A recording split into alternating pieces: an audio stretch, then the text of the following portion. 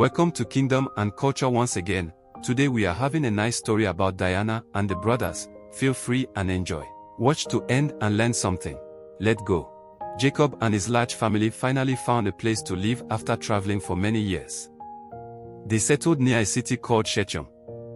Jacob had many sons, but he also had a daughter named Dinah.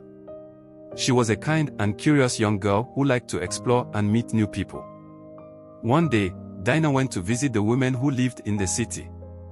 While she was there, Shechem, the prince of the land, saw her. He thought she was very beautiful, and he wanted her to be his wife.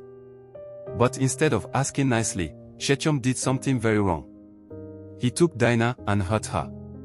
Even though Shechem had done something bad, he wanted Dinah to stay with him. He told his father, Hamor, to speak to Jacob and ask if Dinah could be his wife. Hamor, Shechem's father, went to talk to Jacob.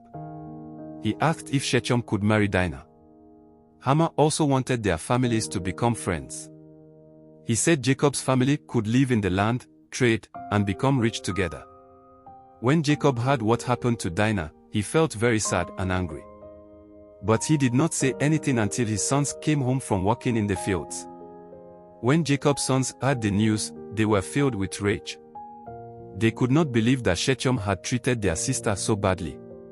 Simeon and Levi, two of Dinah's brothers, were the most angry. They thought Shechem had brought shame to their family, and they wanted to do something about it. Shechem really wanted to marry Dinah. He told Jacob's family that he would give them gifts and do anything they asked. Dinah's brothers came up with a clever but dangerous plan. They told Shechem and his father, "We will agree to let you marry our sister, but only if every man in your city is circumcised like us." Circumcision was a special mark that showed Jacob's family belonged to God. Shechem was so in love with Dinah that he quickly agreed. He and his father went back to their city and convinced all the men to be circumcised. They told the people, "If we do this, Jacob's family will live with us, and we will all become richer together." After 3 days, all the men in the city were in pain from the circumcision. They could not move easily because they were very sore. Simeon and Levi saw this as their chance. They took their swords and went into the city. Because the men were weak, Simeon and Levi were able to kill every man, including Shechem and Hamor. Then they brought Dinah back home safely. After that, Jacob's other sons came into the city and took everything. They took the animals, the gold, and even the women and children. They left nothing behind. When Jacob found out what Simeon and Levi had done, he was very upset. He said, "You have caused big trouble for us. Now the other people living in this land may come together and attack us. We could all be destroyed."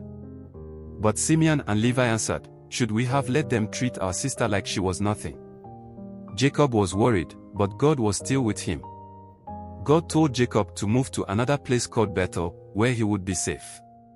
Even though Simeon and Levi thought they were defending their sister, their actions brought great danger to the whole family.